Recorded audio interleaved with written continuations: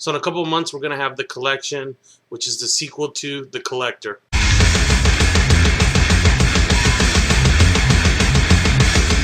Alright, so The Collector came out in 2009, and I believe it went straight to video. I'm not 100% sure. But it was written and directed by this man, Marcus Dunstan, and he was responsible for the movie Feast, which I liked, and a few of the later Saw movies, I believe the last 3. He wrote and directed this movie, and he's also writing and directing the sequel, which is going to come out in a couple months. This one's called The Collector. The sequel is going to be called The Collection.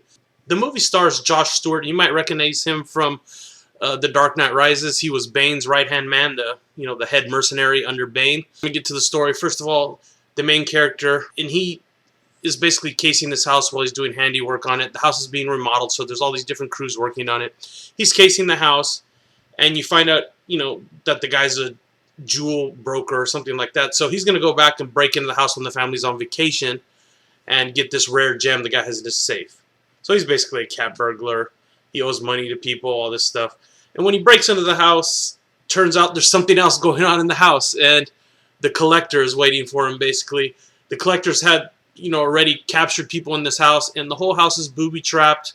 And that's where I can see how this kind of ties into the Saw movies. I guess originally this movie was supposed to be a Saw prequel, but they rewrote it probably to make it, a separate film, which I'm happy they did, because this would have been a stupid prequel to Saw, but as its own movie, it fits pretty good. So basically, like I said, the guy has this house booby-trapped. The Collector has this whole house booby-trapped. All these different little, gadgets. They're not as intricate as the Saw movies, which is kind of cool. The main character winds up having to play this cat and mouse game with the Collector, who's sort of like this slasher guy, but he has the elements of Jigsaw with the tricks and the traps and all that stuff. So let me get to what I really liked about the Collector, and I know some people didn't like it, but I thought it had really cool cinematography. It looks a little bit like a music video, and another thing is, of course, they have like this pretty modern soundtrack. A lot of, techno-y. I think one of the songs is like a Korn song and stuff. So the movie does kind of have this upbeat sort of music video feel, which I know some people didn't like. But when you watch it, it's kind of nice for a horror movie. Usually, sometimes they're so low budget, it's just boring to watch. But this one has a lot of kick in the way it looks, and I appreciated the way it looks. Besides that, it also, not only does it mix elements of Saw, I felt it kind of reminded me of Seven a little bit, especially the opening title sequence. It's a cool opening title sequence. And, the Collector himself is a little bit different of a slasher. He doesn't talk, and I'll put a picture, if I can get one of him, a good one. And he has sort of this hybrid type ski mask, and they show him, and sometimes his eyes are glaring, sort of like cat eyes, in the dark. So they do a lot with this guy. He's pretty interesting, although we, during the course of the movie, you really don't find out much about him. Another thing I really liked about this movie is the main character, Arkin. He is a little smarter than your average character, I believe, in one of these slasher type films. You find out stuff about him, and it plays into his character nicely. He's, a good mouse for the cat, which is the killer, to chase, and they chase each other around this house, and, he just doesn't lay down and take it. He fights back and does all this pretty cool stuff, which I like that part about it. Even though I like most of the parts of this movie, there are a few things that bug me, and they are big things that bug me. I mean, first of all, there are few elements that are just way too far-fetched. Like the Collector himself, he's like an expert knife thrower. So there's a few scenes in the movie where he's just like throwing knives like, he's out of a circus or something. Maybe, we don't know anything about the characters. Maybe he is from a circus, but he tosses these knives, with like, sniper accuracy. And another thing is the gadgets in the house. I mean, I kind of like the idea of, the house being all booby-trapped, but these things, how long would they take to set up? All these little traps here and there. I mean, every room has traps. Some of the traps are creative. They're like I said, they're more basic than the Saw ones, which I liked. And they are probably stuff you could set up in a house somewhat. But at the end of the day, it's still too far-fetched.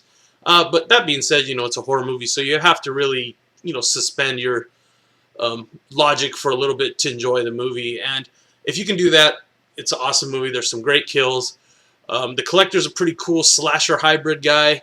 And it's just a good kind of action-y slasher film. You got plenty of blood and guts. You got a pretty good soundtrack. It's upbeat, interesting. The way the movie looks is interesting. And it would have been just an average slasher movie, but the director really put a lot of effort into, like I said, the filtered lenses and stuff like that, giving it that upbeat feel with the music. and there's a few little special effects he adds in, and they make it really good. Um, I don't want to give too much away, but they involve like bugs, and it kind of foreshadows parts of the movie and stuff like that. And it involves these bugs, and some of them are CGI, and they look pretty cool.